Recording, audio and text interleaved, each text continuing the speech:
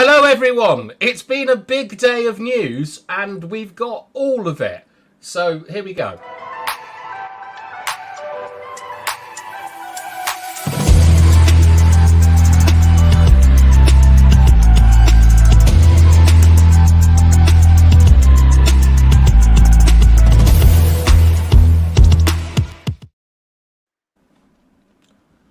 Good evening everyone. How are you all? Mr. B, long time I'm no good. see. How is everything? I'm still here. I'm back. I'm back to both of you. So yeah, I'm glad to be back. To be fair, I needed a little break, so I'm refreshed. I'm refreshed. OMONDI, are you refreshed? Yeah, glad to have Mr. B back. It's been a while. Welcome back, Mr. B. Yeah, I'm okay. Had my second part of my training course today for compassion. You know, the one where we go from the red zone, which means fear and anger, and then we go to I've forgotten already. So it's fear and anger. This is when you're in having compassion for someone. Where you're in an argument. In an argument, you can go from anger to anxiety. Someone can make you feel anxious, and then you can go to compassion and have that wisdom as well. So every time I'm in an argument now, I realize that someone's making me angry. What do I do? My thoughts, my awareness. And then if I feel anxious, they're making me feel anxious. You know, you get angry, you get anxious sometimes. Then I have to be aware of that as well. And then there's something about being calm and calming yourself in that situation as well. So if anyone wants to have a big argument with me, whether it's in the comments or on the panel tonight, I will take you through those stages. All right. And if you make me feel anxious, I'll be calm. And if you make me feel angry, I won't react. I won't react either. So I'm ready for everything. I'm going to be in my zone today. So don't test me. You lose. I think you might have missed the point of the seminar. If you're saying don't test me, you'll lose on a compassion one. But anyway, compassionate lost. And you'll be, and then after, and once that happens, you'll be taking some compassionate leave. I'd love some leave, to be honest. First up, it's Vincent Bullock who's saying hello, and then Harley is saying not good. Bloomberg, oh Bloomberg. Ratford looks to be taking over the club, and we've got one of my favourites, Red Devil Studios, here as well. All right, lads. It's hold on, Mr. B, Mr. Bath Time. How are you? I'm all right. Actually, something very embarrassing happened to me today, where I was buying some wine and I got ID'd, which was great. I like being ID'd, and I told them, like, look, I'm this many years old, and they went, oh right, okay, can we see their ID? And they like looked at it and then looked at me and said, like, what year were you born? And I said the year that I was born, and they said, you're not this old, you're a year older. I went, no, I'm not. I know, yes, you are. I was like, I know I should know, but I don't really care about age. Like, it's not. After the age of 21, you're a man. Just get on with things, in my view. That's true. That's true. Like, don't worry about it. Do you have a beard, Darian? I normally do, but I shaved. I shaved today, so I've got a little baby face on. That's why. That explains it. Yeah. But anyway, so today, right, boys, we got a lot, and a lot of it is about the takeover and all the things that are happening. And just while we wait for a couple of more people to come, we've got some fluff stories at the beginning. But don't worry, we're getting into the big news. So this is the show for today. Bit of McTominay, bit of Maguire, a lot of Qatar, and then some transfer target stuff if we have time. And hello to Bill Baggio. So the first story I have for you, and this is especially for you, Mr. B, because we haven't heard about your reaction to the Brentford game. How mental did you go? I didn't. I was in disbelief, to be fair. I had the game on until, I don't know, 89 minutes, and I was just mad. And then I got a phone call, I'm sure it was about 7 o'clock, saying that we won, and I was still convinced that we didn't. And I looked and we had. So I didn't even, to be fair, I didn't even know. Nobody spoke to me. I didn't get any phone calls or anything like that. I just assumed that we had lost. So it was a shock. It was a shock to know that it was McTominay that scored. obviously, I then saw your tweet. In my inbox. Yeah. It, look, every dog has his day, and I'm glad for him. I'm glad for Man United. I'm especially glad for him. He stuck it out, but does it mean that he plays any more games? I'm not sure, to be fair. Does it mean he starts over somebody else? I don't know, but look, it's entirely up to him. I'm glad. I'm glad because the last game he came on, he had a stinker. So, swings and roundabouts. Fair play to him. I'm glad. Well, so Monday, McTominay has been interviewed by Sky Sports today, and he's putting some rumours to rest, which is that people always tell him that you played as a striker when you were young. That's not true. I played 2 games with Warren Joyce. Warren Joyce was the development coach. Yeah. Because we didn't have a striker. Every time I score a goal, people say that, but I've never been a striker. I've always been a midfielder, a number 8. So it's funny to hear that kind of thing. Straight from the horse's mouth. I mean, yeah, I've always heard rumours that he was a striker as a youth. Maybe when he was like under 10s or something. Maybe that's what I was thinking. Not at the academy. I thought when he was like a child, like a 10-year-old or something, maybe he turned up as a striker and ended up in midfield or something. But it's great to hear. Finally, we can settle this rumour about him being a striker. But I will say this, he does score goals and he's got a great strike on him, which suggests people will say, oh, he's got a good strike on him. Maybe he's a striker. And he can head as well, as we saw the other day, even though I heard you say, Bath Time, it was a bit of a weak header. Oh, my God! Sorry. Who scored? Scotland. And McGinn. Scott McTominay? No, McGinn, I think. Oh, wow. Unbelievable. Away from home against Spain. That is amazing. Maybe Mr. B will start to become a believer in Scott McTominay. I'm so sorry for interrupting everyone there. My father's Scottish, right? So I like Scotland a lot. But yeah, set piece. Brilliant stuff. Wow. But Monday, the thing here that strikes me the most is the number 8 bit. Yeah. Not a number 6, a number 8. That's how he sees himself and how he should probably be played. But that's all right. That's the McTominay news out of the way. Unless anyone wants to comment further. Well, yeah, the number 8 thing's really interesting as well because we've always assumed big, strong McTominay. We thought he would be a number 6, someone who plays deeper in one of the deepest midfield roles, picks up the ball from the defence, brings it out and that kind of thing. But clearly, he's saying that he's not.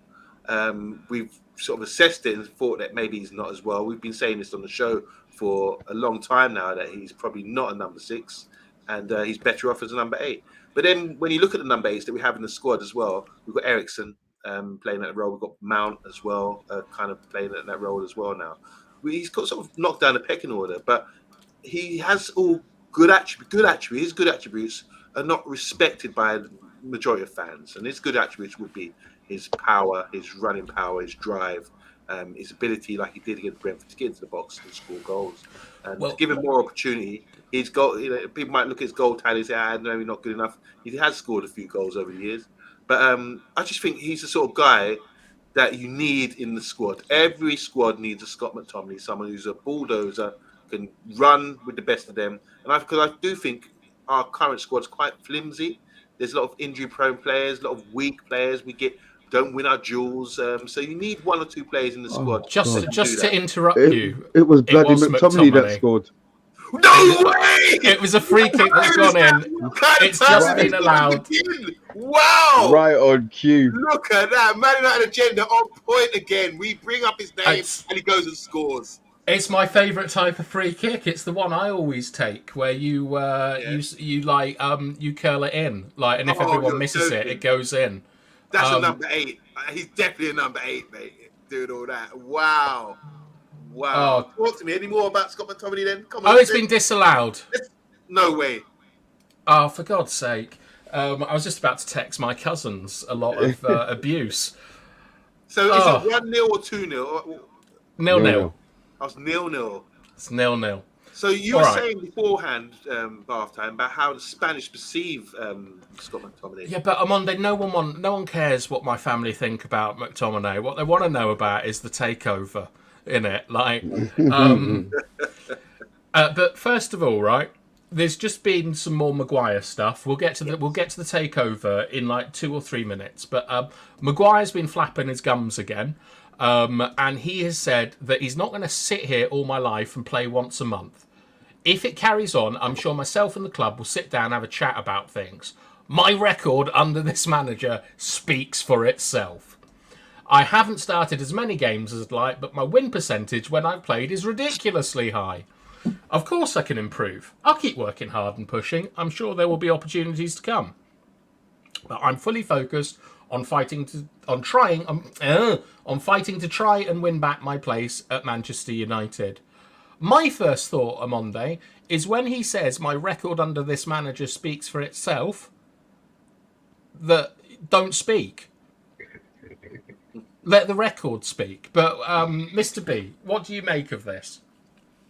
Look, I think there's two ways of taking the whole of his comments. To be fair, the whole interview, you can say that, you know, it's good that you've got a Manchester United player who's determined to fight for his place, and he's determined to by all you know, stake a claim to his position and hold it down. But I'm not sure he's quite read the room. Ten Hag doesn't rate him at all. He wanted him sold. He probably would have sold him. I think he's playing him because he has to play him, not because he wants to play him. All Maguire can do is, when he gets a chance, is to try and play to the best of his capabilities for us as a club, to get the most money that we can during the transfer window. I believe he's gone. I believe that they're looking for other centre backs, but it's good that he has belief in his ability. The part of it that made me laugh was when he was talking about his win percentage under 10.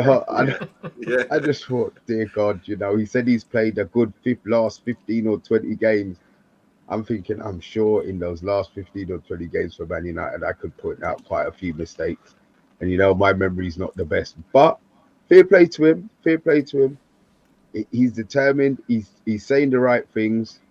But when he comes back to Man United, we know exactly what's going to be happening again. So, you know, he'll get a few games up until the new year.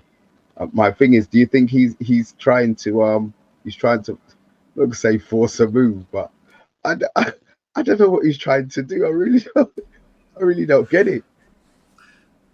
My thoughts of this is, he's getting off on that Beckham quote, where Beckham spoke to him and after the Scotland game, and sort of gave him some encouragement. And also, I think he's watched the Zlatan interview with Piers Morgan. So I'm going to start calling him Zlatan Maguire, because he's got that confidence now where he's saying that my record speaks for itself, you know. And about the win percentage, I think he played the first few games and didn't play many games, didn't start many games last season. And so with a club like Man United, who come third in the league, win percentage is probably going to be pretty high. He wouldn't have played in the top games. Manager didn't like him from the start, so he wouldn't have played in the top games or the crunch games where we might have lost. But he's played in some games, and he's probably said, right, go and check the stats.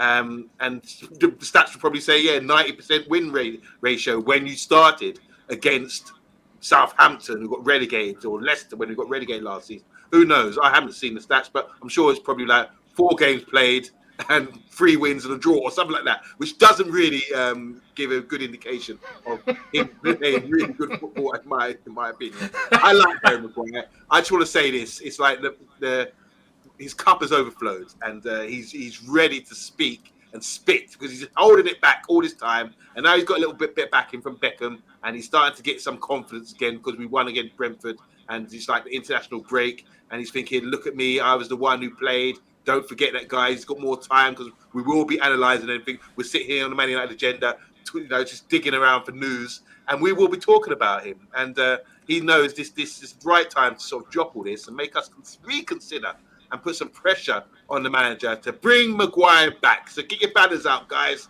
We want Maguire back, and him playing and forgiven for all the transgressions against him from our manager. So I like this. I like his confidence and boastfulness. OMONDI, you're saying he's transgressing against us now. If he decides to play and he makes another error, does he deserve to play again? Because I think he's cost us enough already. Do you think that Ask Ericsson, ask Delo, all these players that are making mistakes that we Lindelof. don't talk about. Lindelof as well. Ask them how they feel when they're making mistakes weekly. We're seeing it live and we're just ignoring it. Oh, didn't see that one. Didn't see that. Maguire. Oh my God, is that Maguire making a mistake again? Oh, let's add that to the list, which is not very high because he's got a win percentage of 90% after 4 games. You know what I mean? Bath time. I mean, what's going on with this, man? What's going on is we're going to do the comments, and then it's time for the big announcement. Unfortunately, I'm saying hello to a lot of people who have come in with about McTominay. But so, James, how you doing? Scott scored. We got Bill Baggio here. Harley is also telling us about this. We got Box in the house. Happy birthday, Box. Bill Baggio is saying that McTominay apparently didn't play well at Burnley, but he made the most interceptions in the game. And we've also got a couple of jokes coming in from Vincent Bullock. First of all, he starts off with, next Maguire will go around calling himself a lion. Well, let's get this right, Maguire. You are not a lion. You're a bloody fridge. And thank God we haven't got your name as a sponsor on our shirt. There's only one player to live to have their name on the front of the shirt, and that's Lee Sharp. And I agree. Good one, Vincent. That is, that's a bit like where you play FIFA and someone else's brother takes over the game at half time. I wasn't expecting that from Vincent. But we have news of a show that's coming next week, which is it's the Maguire debate featuring OMONDI Juma versus Dora. And it's going to be about Maguire and Scott McTominay. And I'm sure that me and Mr. B will be there in their respective corners, offering advice, but mainly laughing at them. At least that's what I'll be doing. So, are you excited for that, Amondo? Yeah, I'm really excited. I mean, I didn't know anything about it till today. But Dora, you're going down, girl. You're going down. You go and rip up my Maguire at this stage when he's on the up. You're going to see I'm going to be defending him, and the whole jury, which will be the panel and the comments, will have to be unanimously in agreement with me on this one. Maguire's back. Maguire's a good player, and he will deserve the merits that I will sort of give him next week in our live head-to-head debate. Thank you very much. It's both, Box. But I cannot believe that Amonde said this is the first he's heard of it, as we literally spoke about it last night, and we were going to have it for today. But Dora I didn't realise it was an official thing. I just said, yeah. Well, I'm not going to talk about our backstage business. You know, I don't want to sort of reveal too much. We don't have leaks around here. But yeah, there was something said along the lines, but I'm not going to say too much. Yeah, thanks, Martha. You're welcome. All right. It's the moment you've all been waiting for. It's the takeover, lads, and here we start. So, first of all, we've got some news from a guy called Anil Kandula. Anil Kandula is a sports talk journalist who is like heavily present on Twitter and is called out a lot by other journalists for talking a load of rubbish. So take this with a pinch of salt. But he said that last night David Beckham has been in direct contact with the Qataris and has been requested to become more vocal in his support of the bid for Manchester United Football Club. He's been offered an international ambassador role if Qatar is successful in their acquisition of United. So this is the first news we have. Now, Adil Kandula, someone I wouldn't put trust in, but interestingly, Ben Jacobs is someone that I think is a respected journalist with a large body of work. He said that although it's true the 9-2 Foundation have discussed involving ex-Man United players if successful, it's nothing more than that at this stage, and it won't be unless they win. Several Manchester United players have said they don't want to back one group at this stage with a winner, still unclear. So Jim is also open to involving various Man United legends in some capacity. David Beckham also made it clear he'd only talk about a potential role if or after Qatar win. And what happened today, Mr. B? Oops, that's the wrong button. Hello, boys. Do you want help, Bath time? I need it. What you got? What is it you want up? I'll just try doing this. See, I've fixed it myself. And Beckham has been interviewed by CNBC, who are a very well-respected American news network. You've all seen it, talking about how he wants a takeover, he'd love to be involved, and he's had a long-standing relationship with Qatar since he previously played at Paris Saint-Germain. So, there is also some more news, but we'll deal with this first before we get to what Bloomberg has said about Sir Jim Radcliffe. Mr. B, what does your bullshit detector tell you? I've got diarrhea at the moment, mate. I tell you, got bloody diarrhea. There's so much nonsense going on at the moment. I mean, look, you'll talk about another bit of information soon, I'm sure, but nobody knows anything. You know, he's speaking. Yes, he is talking. Fair play to him, but he's going to be an international ambassador for Manchester United when he owns not Miami Dolphins. What's the club he owns? Inter Miami. So I'm not sure how that's going to work. I'm sure there's going to be a conflict of interest there. He's definitely not giving up being the boss of Messi to become our international ambassador. So I'm not going to say he's not going to have a role if the Qataris do come in, but I just think it's a lot of nonsense. I know somebody said something about October earlier on in must have been beginning of September. It got everybody excited, but as they say, until you see them in the shirt, you know, there's no point in getting excited about it bath time. Yeah, until the Sheikh's holding up the jersey, I'm not buying it. OMONDI, I know you hate takeovers, but what are your thoughts on this pattern of events where a respected journalist has said, like, don't get too excited until you see players talking, and we now have David Beckham talking today? I think Beckham's hot topic at the moment, isn't he? Because of his documentary, and everyone's emotionally involved with Beckham. So anything he says has a lot of power and volume, and he has clearly said from the quote there that he would back if and when the Qataris win. And I think the Qataris are like odds-on favourites at the moment. Not just at the moment, for a while now, they seem to be the odds-on favourite. There was a time when everyone was like behind Jim because he was British and he was what supported the club apparently, that kind of thing. It's got to the stage now where it's completely swung and everyone now is in favour of the Qataris. It goes back and forth, a bit like our right back favouritism, you know, with Dalot and Wan-Bissaka. People just, you know, people campaign for Dalot and then 2-2s they're switching again. But this one now at the moment, it looks like Qataris are in. But that could all change. You just don't know. But when you got David Beckham endorsing it, I think that speaks volumes because we spoke about Bobby Charlton yesterday and his birthday. Happy birthday, Bobby Charlton, and how much of an ambassador he was for the club, for Manchester United club. I think Beckham is in that same sort of stratosphere of player where he could be an ambassador for Man United Football Club, based on what Mr. B was saying the other day about his not just being a good player or a great player for us, but what he's done outside of football and for in the USA as well, for setting up the World Cup recently in Qatar. He's that sort of guy. Like, he reminds me of Seb Coe in athletics. He was great runner and ended up being the president and becoming an MP, going outside of athletics, getting the name himself as an MP. Mind you, with the Tories, you know, didn't like that. But then ended up being the president of the IAAF and really implementing a lot of good things in athletics as well, with the Golden League and the championships as well. So he's on that sort of level, like Seb Coe, who's called Lord Seb Coe. Could we get to a stage where Beckham will become a Lord?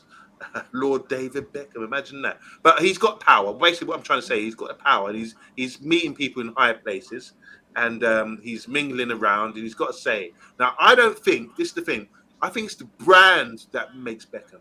I think if we got Beckham on the panel here and interviewed him, he wouldn't, can't imagine he would know much business-wise. Maybe I'm being naive, but he strikes me as one of these guys. Compared to us? Well, he obviously he mixes in those circles, but I think he's been used. He's the brand, the guy out there being pushed. Say, yeah, he's the figurehead. Yeah, that's it, the figurehead. So I don't think he really knows what's really going on. He just knows I use my brand for you guys behind me. I'll be the puppet, like most politicians are, for you guys to push me, and I will go wherever you want me to go. You want me to do Qatar? All right, I'll do Qatar. You want us to do Inter Miami? Did he really set up Inter Miami, or did his partners do that for him? Do you understand what I'm saying? What I'm trying to say here? I just think he's being used because of his name, and he's worked on that. That's why he's been clever. Maybe he's Beckham, Victoria Beckham, or whoever's keeping them relevant by saying, Posh Spice is the brains behind the Qatari takeover. Quite possibly, yeah. I would say. No, what I'm saying, my point is, Posh Spice was the one who brought Beckham, and even when he's playing prime, said, get involved in fashion. Do you understand what I'm saying? And that became, okay, I'm involved in fashion, because that way you'll be, outside of football. You got to have things. Back in the day, people used to say, get a pub when you finish football. Get a pub and put a pint and get relaxed down, But these days, it's like, get involved in fashion. Should be saying to him. You did the accent brilliantly yesterday. I must say, you cracked me up doing Beckham's accent for half time. But imagine I'm saying doing it. Get involved in the fashion side of things.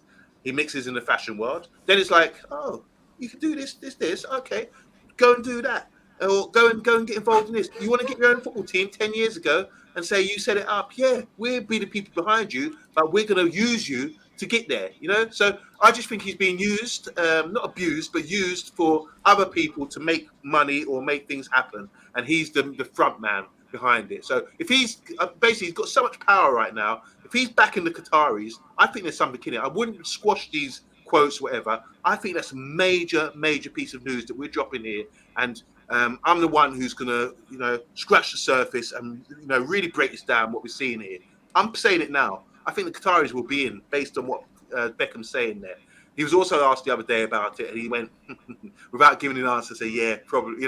Sort of nodded knowingly that something's going to happen. So to Rebel, get your ass ready. You'll be back in work very soon, Rebel, because Rebel's decided to take a garden leave until this is sorted out. So Rebel will be back as well. So guys, don't forget that. And Beckham is probably giving the biggest indication yet where this Man United club is going to be going with the ownership. All right, what an extraordinary adventure you just took us on there, OMONDI. Thank you. That's what I'm here for, man. I know. I do like the idea of Bosch just saying, David, you're into Beckham now. You're into fashion now. He's like, yeah, okay. There you go, the accent. He's got it down. Do it again. Well, I can't laugh too much. Yeah, David Beckham. I'm not bothered if Scotland win or not, but them overturning that McTominay goal, disgusting. Hello. Well, guys, score is David Beckham impersonation, please. So we're in the comments. We're all everyone's very annoyed with the McTominay disallowed goal, as it's just a load of nonsense. What we saw, but Andrew obviously is saying he's not watching the Beckham doc. He was overrated. His worship in the UK is pathetic. Nice guy, but over the top. We got a show that you'll enjoy, Andrew, next week with Dora versus OMONDI about Maguire. I bet you'll enjoy that more than the Beckham documentary. And Box is saying that Beckham's footballing ability was underrated. His celebrity was overrated. Andrew's, no, he wasn't in the top 5 most United teams he played in. But he was good. And there's just a lot of comments about, I like this one, to be fair. Giggs, Del Piero, Totti, Raul. Long time and loyalty at clubs is often seen above the talent they had, which is unfair. I don't know about you, Mr. B, but I think Totti's one of the most underrated players I've ever seen. He was incredible. Yeah, he was on top of his game for years. Maybe, do you think it was because of the team that he played for? I don't know, to be honest. He was always linked with Real Madrid, but I don't think he ever moved. It was Cassano moved instead. Maybe it might be because he was at Roma, wasn't it? And they were very rarely in the Champions League. Was it Montella? Yeah. Montella. Yeah, I thought they were good. And like here, look, Bill Baggio, the expert Italian, is talking about Kanchelskis, Keane, Inks, and Giggs. You like a lot of those players, don't you, Amonde? I like that midfield. That was a fantastic midfield. Two direct wingers bombing up and down the wing. And Kanchelskis was, before all these other players like Beckham and Ronaldo, Kanchelskis was unbelievable. And at that time, there wasn't many sort of foreign players coming into the league, only Scandinavian sort of thing. He came in and just tore it up with his direct running and wing play. I would always refer back to him as a winger, a proper winger, bust his gut, a bit like Steve Coppell, a bit like, what's his name again? Gillespie, that sort of guy, just going up and down the wing, knocking it past the guy and driving, a bit like Mr. B did when he scored that goal against Cop TV. If only we were able to see that goal. Vincent's back. You what? Beckham was always going to go down that fashion model, even before Pat Spice, when he was in the youth team. He pimped up his car that was rental for all the youth players, had one from the club. I actually agree with Vincent on this. I think that, Bex could have gone out with Kath off reception and he'd have still, been very involved in fashion. And you're getting called out here. Tune in, Andrew, and let's see if you can back your words. You made a prediction, and I'm going to prove you wrong, Andrew. Just make sure you tune in and bring everybody with you. What I love about this show, right, is that I thought that we were going to be mired in Qatar chat all evening. No one cares. But instead... Nobody gives a toss.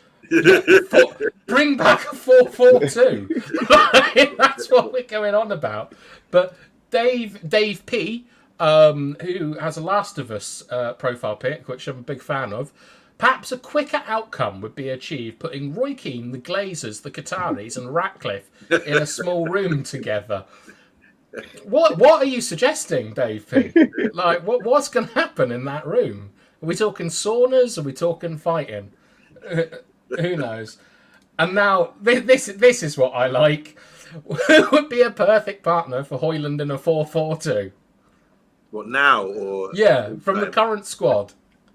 Ooh. So, Martial, McTominay, Rashford. Do you know what? I would say if we talk about if players are playing on what we classify as their maximum, not what they're playing now, like a bunch of pricks. Yeah, all right, I'm going Martial. I would go Martial. Yeah. I think Martial would be his ideal foil. Yeah, I'm with you. I had to think about that, but yeah, Martial on top form as a striker, the two of them linking up, because Martial is a team player, and he would bring in man in, but there'd be a deadly partnership, I reckon. Well, we've got a shout from Rashford, Andrew Williams, which is a shock. No, he's taking the piss. He's taking the piss. He has to be taking the piss. There's no way. He cusses Rashford every week. There's no chance. Well, I mean, Montreal's probably taking the piss, but I like the idea of Højlund and McTominay up front. Imagine having to deal with those two nutcases. It'd be an absolute nightmare. And Bill Badger is saying he'd play Martial or Sancho. And here's Andrew's back. Martial is a sick note, overrated, non-trier. And I suspect all those things are true for Rashford, except that he's not a sick note. No, Rashford is good, at least a quarter of the time. I don't know. I mean, to me, that would suggest that you get 15 good minutes out of Rashford a match, which sounds a bit high to me. And what is Vincent saying? Saying that, next home game in the Champions League will be brother versus brother. We've not had this for a very long time, since it was Gavin Neville versus Philip Neville. Who's brother versus brother? Is Rasmus or Ericsson or someone? Højlund's got a brother playing for Copenhagen. Is it? Yeah, Copenhagen, yeah, Champions League. All right. Well, enough of the fun stuff. We've got a slideshow to get through. And the next thing is the Amonde Bloomberg, which is the Financial Times. Although we could talk about who was the best of the Nevilles, and that Gavin Neville is probably number one. But basically, Bloomberg are saying that it's actually Jim Radcliffe who's in the lead, and Bloomberg are like the equivalent of the Financial Times in America, and will be much better placed with the Rain Group and all those sort of things. And they follow this up by saying that Jim Ratcliffe has emerged as favourite to take over Manchester United, with his recently revived offer giving him the edge over the rival Qatari proposal. Discussions within the Glazer family and their advisors are ongoing about the structure of a deal. Very interesting this, because I've just gone out and said Beckham. But that's before you showed me this. So I do think, look, if they really want a Qataris and the Qataris made a good bid, obviously they got a lot of money, they would have taken it by now, I'm sure. I don't know what held it up. I'm so bored of that story. I just don't know. But and don't bother telling me. It doesn't matter. But we're at the stage now where it seems to me, but Ratcliffe's probably got a good relationship, like you said, with the Rain Group and keeping everyone in. So maybe that's why he's sniffing around still, like a little hamster, thinking, all right, if I hang around and wear them out and just take my time, I could get more time to get some money together and make a new proposal, which seems to be happening. But what do I know? I've just based it on what Beckham said, and clearly he's just a puppet anyway. So he's a puppet, isn't it? Yeah, your Posh Spice's grand puppet. I back the Beckhams, definitely. And so I do believe there is something in that. Yeah, that does make a bit of sense, because why hasn't the club been sold already? Is it because they're thinking, oh no, we don't want the Qatari group, let's wait for Jim to sort his shit out and come back to us at a later date, which maybe this is what's happening. I'm just speculating, but I don't know what you think this to be, but that's all we can do is speculate, right? That's what we do. That is what we do. As I said, I knew it was coming, so I just kept my mouth shut and let you waffle about how you think David Beckham's going to be doing this and the Qataris are going to be doing that. I knew what was 2 slides down. No, to be fair, look. I mean, the thing is, we all have our favourites. We all have our preferred bidder, and we're just hoping upon hope that it comes to that, because the other scenario is not worth thinking about for us as Man United fans. So we live in hope, and we all have our fingers crossed. But as I said, we just don't know. We just don't know. Well, you say we don't know, but I am speculating massively here. This looks to me to be the end of an auction, like where like two bids are being said have been accepted. Like, I genuinely think we're reaching the end of Glazer control of the football club. Like, I mean, like Beckham. Like, I think one thing we can all agree with Beckham on is he understands media. He's been a victim of it, and he's used it as a tool. I don't think that man goes out during what is a very sensitive time in that part of the world and starts talking about his relationship with the Qataris. I don't think that happens for no reason.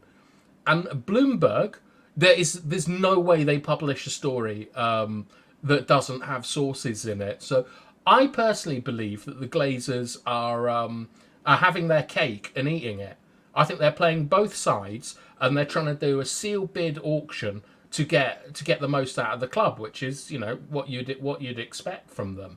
But my thought, OMONDI, just before we go to the comments, is I think that this interminable saga might actually be ending soon.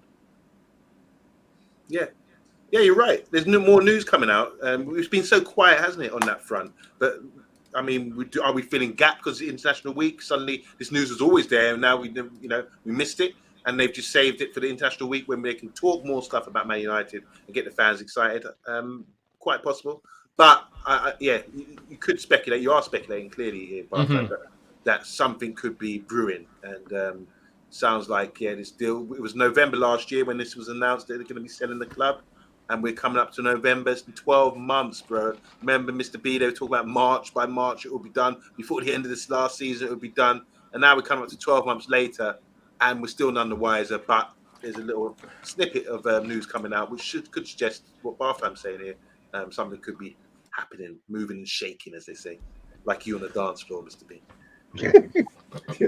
You've been watching somebody completely different than me, mate. I tell you. Sorry, yeah, that's L Brown from Hot Chocolate. Sorry, I was watching YouTube earlier. Yeah, wasn't you? All right, well, let's look at the comments instead of Mr. B dancing. Montreal is saying fuck Bloomberg, which it's very rare to hear someone like tell a newspaper to fuck off, unless it's the Sun. Andrew's saying I'm doing a rebel. I'm not interested in this bollocks. I think you got it the wrong way round, Andrew. Rebel was incredibly interested in this, and I'm sure he's watching. So hello, Rebel. It'll be good to see you again soon, hopefully. The British media is doing a PR war against Qatar. So obvious. I see a lot of this, Mr. B, where the British media is put up as this sort of like horrible superpower, like the Empire in Star Wars, controlling everything, instead of just a bunch of like disorganized journalists trying to put food on their table. Like, what do you think for this? Do you think that there is agenda against Qatar? Yeah, they don't want them in. They don't listen. Look, if Qatar take over Manchester United, it's going to be over. Let's really be honest. Let's not be silly now. They will have the money to spend on who they want. We'll have the stadium. We'll have the infrastructure.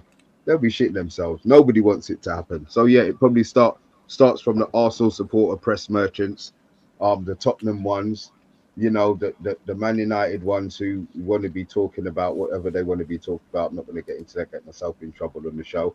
So I just feel that yeah, I think there is a bias towards the gym. Yeah. But I don't agree with you on quite a lot of that, but I certainly don't agree with you that it's over for everyone else if Man United have money. We've spent a huge amount of money without spent, like Arsenal, Spurs, all these clubs. Do you think that the Qataris are going to come in and keep the higher end employees that we have at the club? I'm talking about Murtock and Arnold. Do you think they're going to come in and try and bring the best of? So they're going to try and come in and bring the best of the best, right? Yeah, they will bring in like the. It's difficult to say because they don't have a lot of experience in sport, and all of the guys that have experience in sport are tied up in PSG or at Malaga.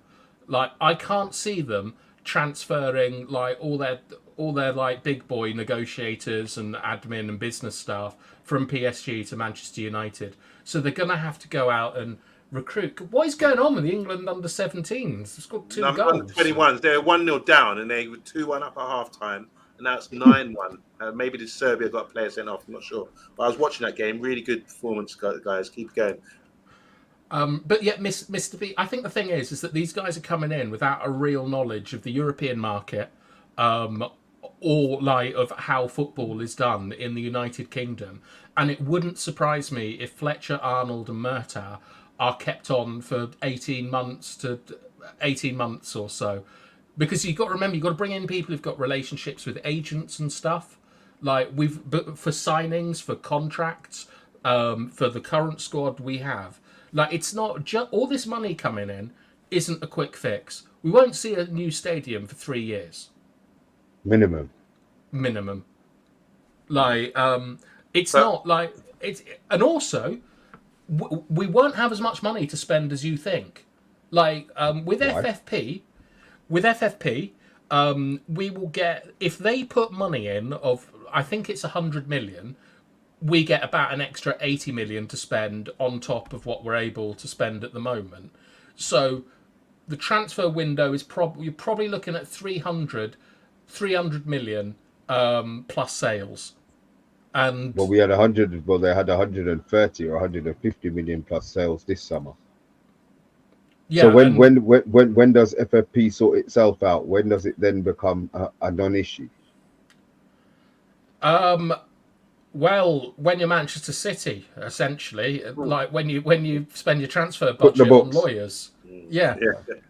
Well, I suppose what will become a what will make it a non-issue, Mr. B, is state-funded sponsorship, like, which unfortunately might be like the naming rights to Old Trafford. Like Carrington will definitely be called something different, and they'll pay 120 million for it, and maybe that'll get us 80 million to spend in the transfer market. So there are ways around it. But just before I get to the comments, Amonde, do you think that just a shitload of money coming into the club is going to be what turns it around and gets us back on top? It's the how. It's not. Yeah, the money does help, and it's how you spend the money. I think a lot of people have been complaining about the Glazers for so long now. They think once the Glazers go, which they have been spending money. Obviously, we've heard over the last 10 years we're the highest spenders out of everybody.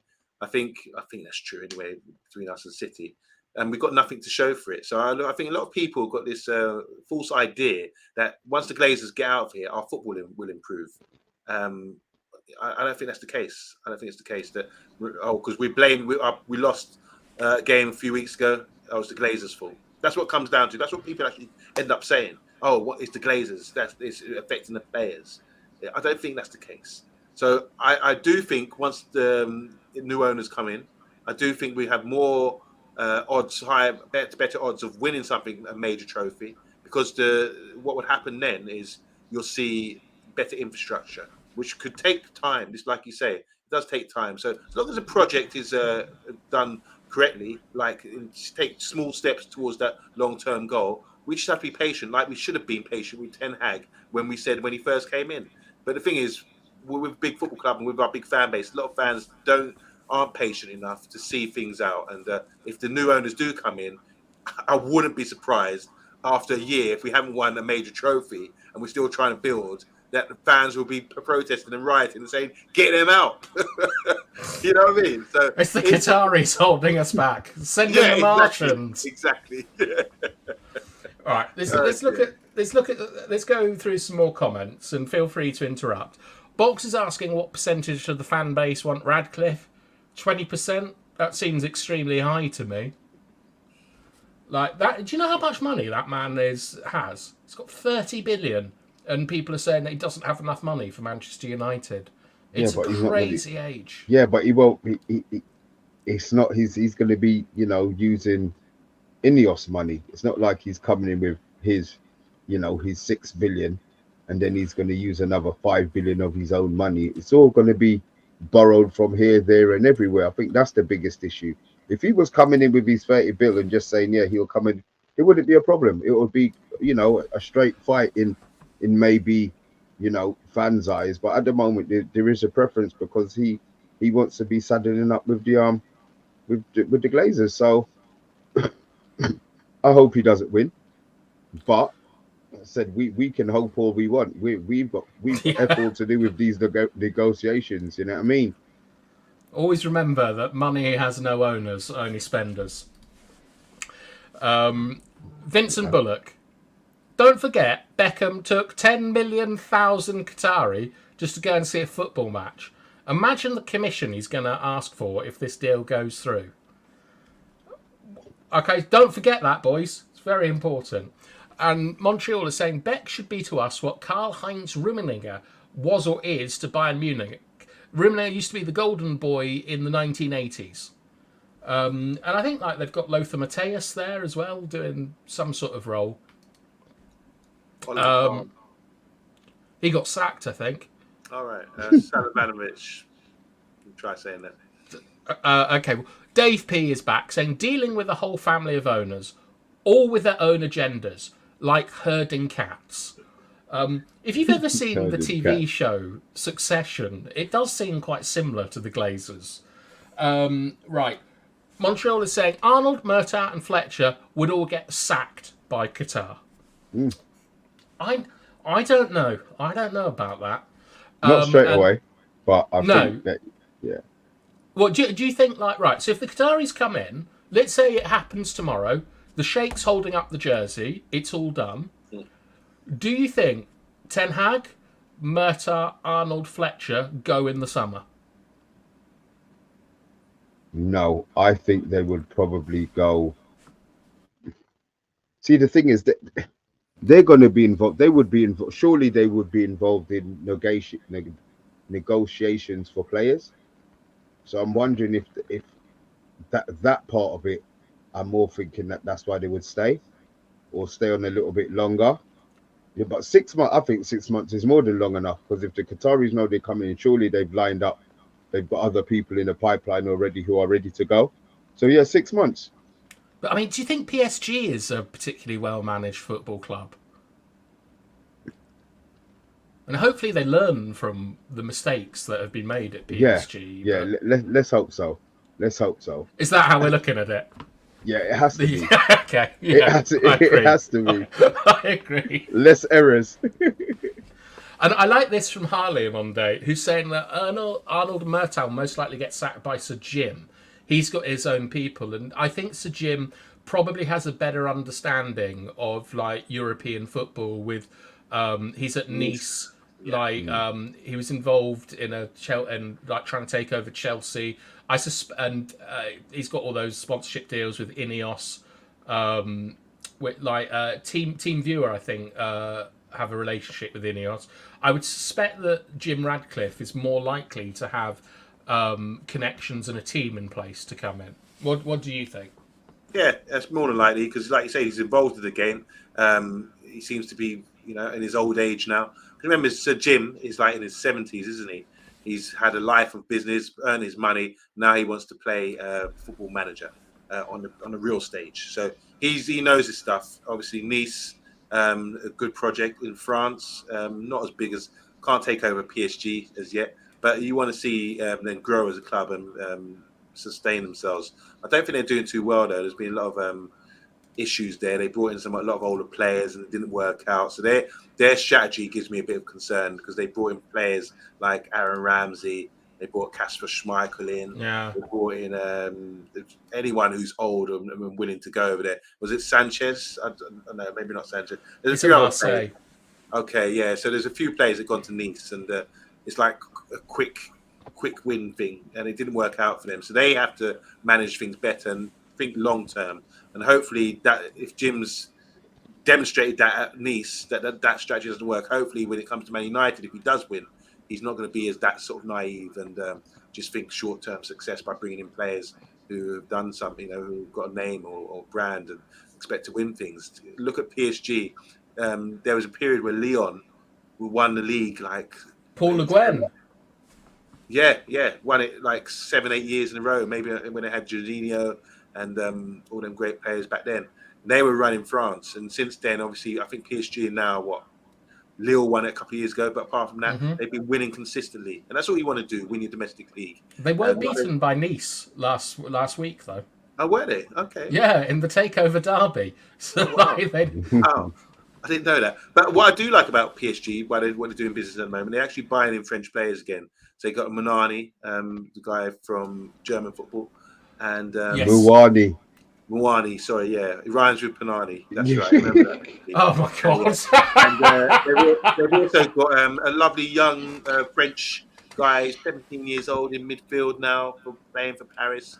So I think that's the way to success. They finally learned you can't just bring in the Neymars and Messis and big names and expect immediate success. So you have to do it correctly. And I think this is what we're seeing now at PSG. They're starting to say, okay, we're done with that. Let's do it the organic way and bring French players in and try and make a great side. I mean, the last time I was looking at the story of Marseille in the late 80s, early 90s, they'd done it. They were very successful, built a big giant of a football club there. They had Desai. They cheated on Monday.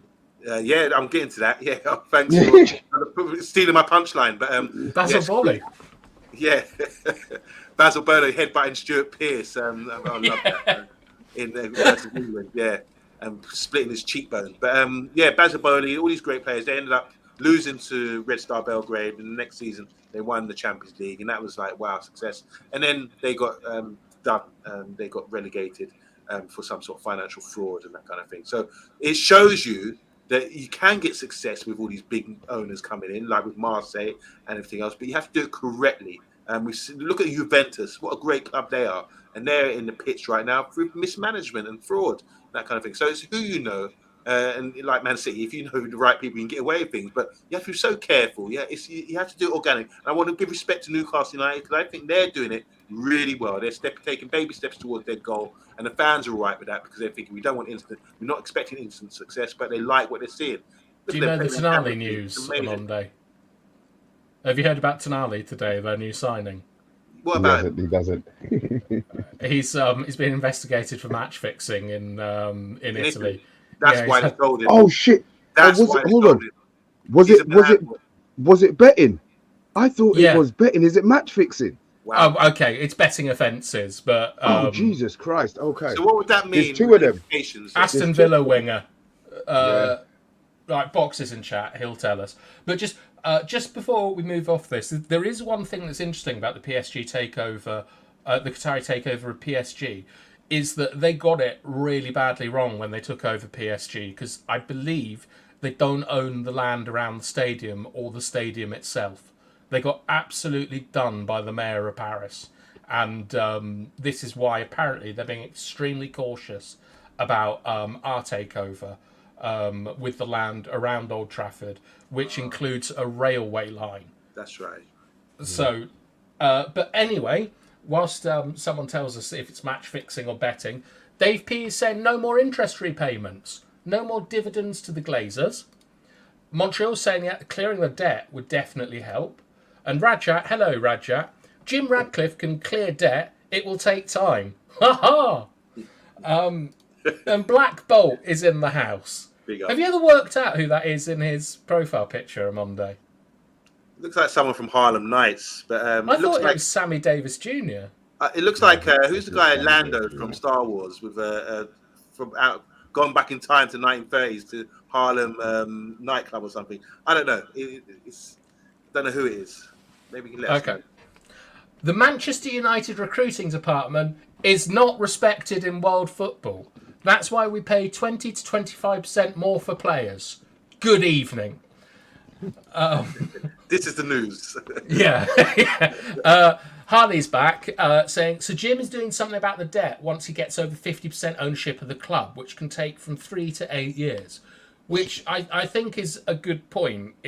Well, you shake your head, Mr. B, but Radcliffe has, for the last 20 years, averaged 2 takeovers a year. And when you take over a business, you normally don't buy out the whole business in one go. You give stock options and all these different things.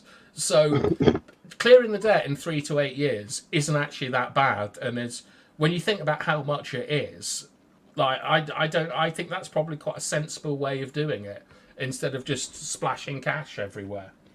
Rajat is saying, how about Oliver Kahn at board level?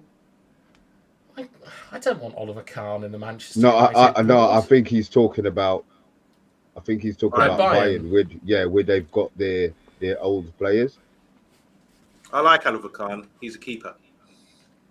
Oh, I'm on day. Oh, Monday. Oh, wow. Honestly, what an adventure you've taken us on tonight. We ask you about the takeover, and you end up talking about Bex being controlled by Posh. You ask about Jim Radcliffe, and you start talking about Marseille's match fixing.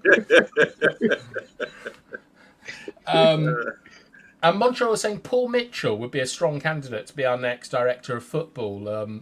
He's from Monaco.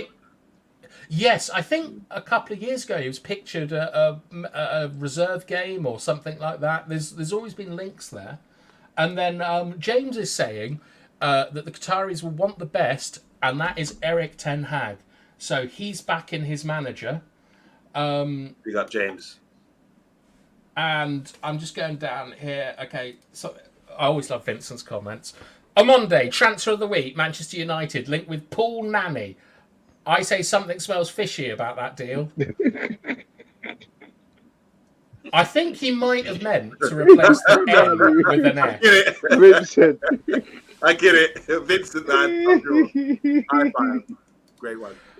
Box is saying that the Tonali stuff is betting, like Tony. And then it's Alex, the big dog Ferguson. Hi, Alex. Guys, if Sir Jim Radcliffe is the so-called worth 30 billion, then why can't he buy us outright then? He's just an English version of the Glazers who want to make money. Well, you're the one that put the Glazers in, Alex Ferguson, with your Rock of Gibraltar. So you tell us. Billy D. Williams. Lady I sings knew I about Billie recognised him. Holiday. I need to, yeah. I can't remember who played it. Yeah, Billie Holiday. That's the film about Billie Holiday. Great, yeah. And right, so we're also people in comments are putting up like transfer targets that we've been linked to. We're running out of time, but we do have the transfer targets, and these are the sources, and these are who they are. We've been linked with 3 defenders. One is a right-sided centre back, one's left-sided, one's right-sided, and one's a midfielder. I had a look at the stats today. There weren't any because they're all very young and they haven't played a lot of professional football. But maybe tomorrow night we can delve a bit more into all of this. I think we've tonight... done to Ibo before. He's plays with Nice at the moment. He used to play for Barcelona. He's a French centre back. Yeah. Very good ball playing guy. Very good highlights. I like him. And there are also some tidbits about. I haven't put the right ones up, but. Wan-Bissaka's contract is the extra extension is going to be activated, and United are going to enter into contract talks. But most surprisingly, Lindelof, they're looking at extending his contract as well. I'm not Lindelof. They're looking at extending Lindelof's contract. It's all right. That'll change by the summer. He'll keep making mistakes, and Ten Hag will throw him in the bin like he did with De Gea, Ronaldo, yeah. I don't think it's going to be an issue. The press can say what he wants. He might even sign it. He'll probably sell him off. He signed it to get more money. Just auction him off in the press conference. Yeah. Is this true? Does Fergie get 5% of the club if the Glazers sell it? I don't know. He's laughing. Look at the emoji. And Dave's saying, so none of them are 5'9". They're not. I was very specific to find out their heights. Yeah. Okay, OMONDI, do you have any other business? Would you like to talk to us about Baby Spice or something? Bigger than Baby Spice. It's about a show we're doing next week. As you know, we do a lot of shows where we showcase young, up-and-coming or ex-pros or current pros or anyone involved in grassroots football. And next week, I will be interviewing with BATHTIME guy. If you check him out on Instagram, he's called The Honest Football Coach. And I know him firsthand. I had to come up against him in pre-season. What he's done. He's a great footballer, semi-pro player, midfielder like you, BATHTIME, and he's got some good highlights. You go on Instagram, The Honest Football Coach. You see some of his highlights. But what he's did is he's obsessed and passionate about playing a good brand of football. And what we've seen with the English game, you know what the English game used to be like, especially when you're our generation.